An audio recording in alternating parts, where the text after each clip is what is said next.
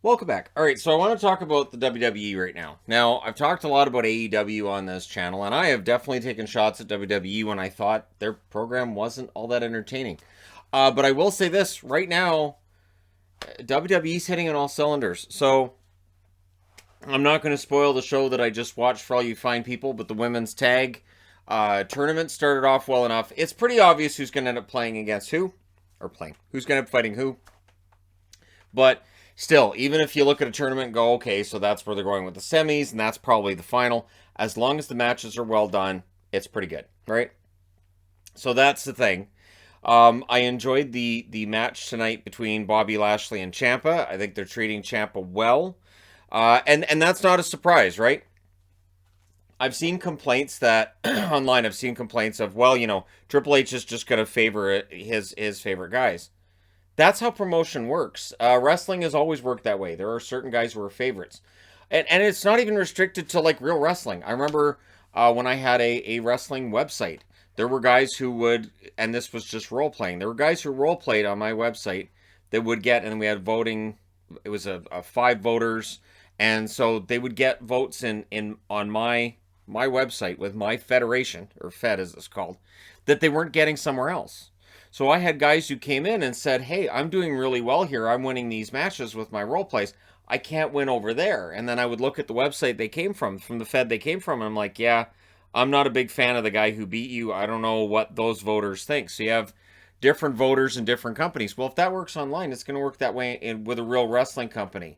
No two promoters are going to see the same guys as major threats, as main event guys. And you're going to have different factors, right? For instance, coming back to the EFED thing, in mine it wasn't can you tell the longest story, it was can you tell the most entertaining. And there were certain feds that if you could tell the longest story, you might end up getting the votes, where they'd tell 15, 20,000 word role plays. That's ridiculous. Mine were not 15, 20,000. So when I was on a website where that was the standard, I would have a terrible win-loss record. And people would tell me, well, you need to expand those. Your role plays are too short. They're like 4,000 words. Yeah, that's a lot. It's a lot to write every week, right? And especially if you're on one where you have to do 3 a week or 2 a week even, that's a lot of words, right? And it's wrestling. So, I thought the 10,000 words was a little much. I thought it was, so again, different views. It's clear with Triple H, he likes the workers. So he likes Ciampa, he likes Baszler. Seth Rollins is getting prominently featured. AJ Styles prominently featured. And it's not just about winning. And that's the thing, too. Guys who are prominently featured in wrestling aren't always your winning wrestlers. Sometimes they're just really good workers who also might lose, but they look really good when they lose, right? And Ciampa can do that if that's his fate. I think they're making Bobby Lashley out to be a major star, which is good because we've needed that. But I can already see some star building going on during the reign of Triple H now that we weren't getting before, right? And so it doesn't feel to me anyways like we're waiting for Lesnar to come back, so we'll just spin our wheels until then. One thing that I really loved tonight is Kevin Owens against Ezekiel, and him doing almost exactly move for move to Ezekiel what he did to Sami Zayn way back when in NXT. I remember seeing Kevin Owens in NXT, and up until then, I knew him as the former Kevin Steen. I knew from Jim Cornette's rants about how much he didn't like Kevin Steen. So I already had some idea for who he was and all of that. But man, when he gave Zayn that powerbomb onto the apron, Sammy sold it like he had been wiped out, like his career was done. And it made Sammy the ultimate baby face, and it made Owens the ultimate bad guy. And I thought it made him look intimidating. I thought it made him look badass. One thing I haven't liked with Kevin Owens on the main roster, he's played it well, but I haven't liked that Kevin Owens has kind of been a buffoon, kind of been comic relief quite often, whereas I don't think that's the best use of his character.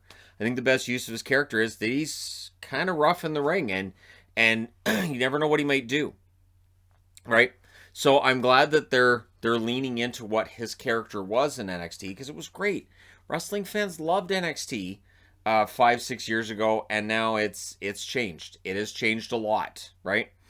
So I think between Karrion Kross coming back on Friday, which I thought was fantastically handled, that was well done. Yes, Scarlett has to be with him.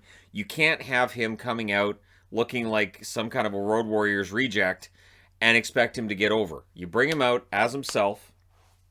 You have Scarlett at his side, and it works. It works from a visual perspective. Wrestling's a very visual thing.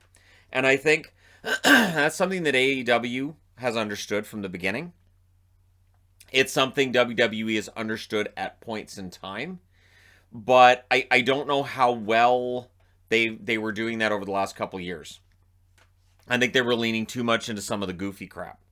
Definitely, I thought they were leaning too much into some of the goofy crap. And I'm not a fan of it. I'm really, really not a fan of it. The 24/7 title, I expect to be retired. I'm kind of thinking the 24/7 title gets retired pretty soon here.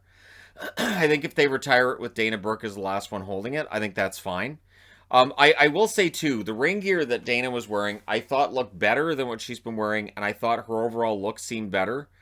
I don't know if they were trying to make her look goofy or what it was, but I think Dana, if she's used properly, could be pretty good. Now, I don't know if Dana can be built up to be a champion at any point, but I think she can at least look like a threat. And again, going back to her time in NXT, I remember her being a decent wrestler. Again, not championship caliber, but a decent wrestler. Absolutely love everything Bayley's doing right now. I remember when Bayley went from face to heel, I thought, oh, this could be risky, but it's worked out really well. It has worked out very, very well. Of course, we're all expecting a return of Sasha and Naomi for this tag tournament, right? We expect them to come back once the winner is announced. But yeah, we'll see what happens there. It is just going to be. I think it's going to be a lot of fun watching this come through and seeing what happens. I'm excited for that. What else was there from tonight? They have the weird backstage segments where one goes into another, and then they had AJ Styles coming to the ring. That felt like a throwback. Showing the wrestlers backstage, showing all that. I like that. I like the interviews being done near the parking garage. I like that idea. Everything they were doing there, I thought worked well. I think that Alexa Bliss getting back to being a more serious character rather than the weird Lily crap and all that. I think you can just forget the Lily stuff. I understand that doll was a big seller on WWE.com or WWEshop.com, but still, I don't think that it's something that works for her character. Obviously, Bray Wyatt getting a lot of people talking about the idea that maybe he's on his way either to AEW or maybe WWE, or he's just being cryptic, right? And I like that.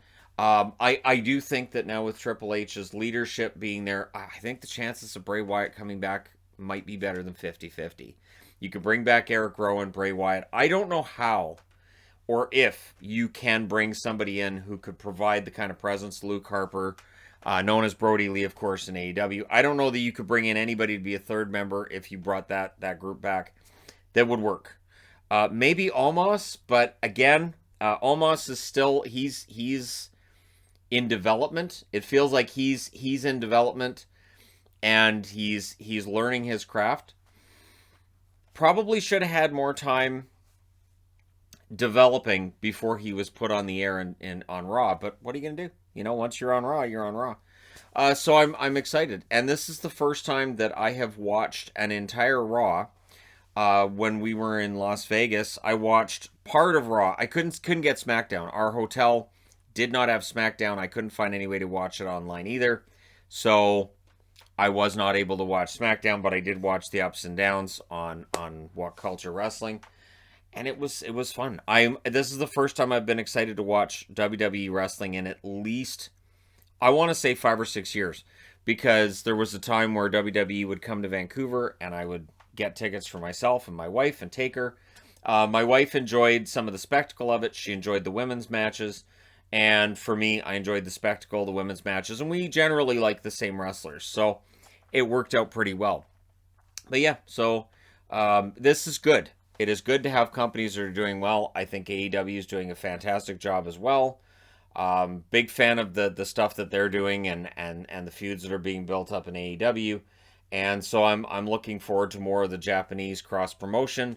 I'm looking forward to more of the ROH cross promotion. While ROH should be its own entity, you should have guys here and there, back and forth, and just leave your show with the impression that anything could happen. So with guys coming back to WWE now, and different wrestlers being pushed, you have that feeling of anything can happen now in WWE, and I think that's only for the best. That is what I think it should be. You should not go into a wrestling match thinking, well, I mean, he could win, but in all likelihood, he's not going to, right? Or going into a wrestling match with this guy's absolutely no chance. So if they can avoid some of that, build up some new stars in WWE. I think that AEW's done a very good job of building new stars. It is a good time to be a wrestling fan. It really and truly is a good time to be a wrestling fan. And I don't think that the whole tribal AEW WWE thing, I don't think it's got many legs. I don't think it's got much legs left, because if you're an AEW fan, you can't really slam the WWE product now. And if you're a WWE fan and you've been like, well, AEW does this wrong and that wrong. Well, now with the wrestler at the helm, it looks like WWE is starting to feel more like AEW with better production value, sure.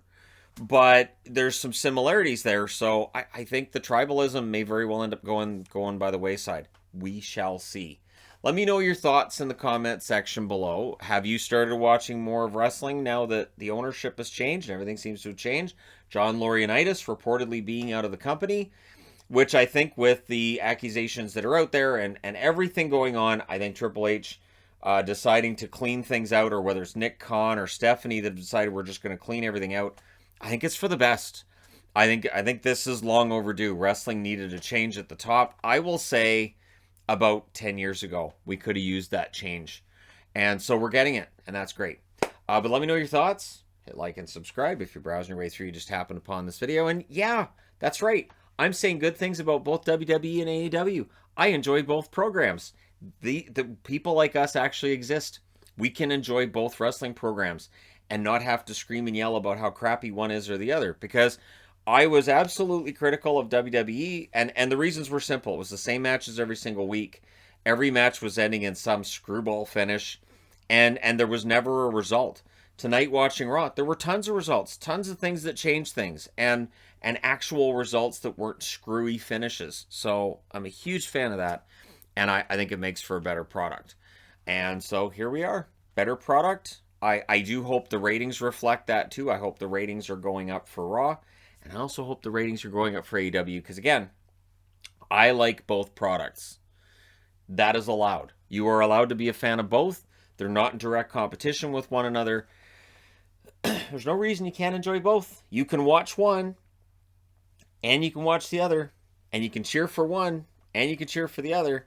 The tribalism thing doesn't make sense.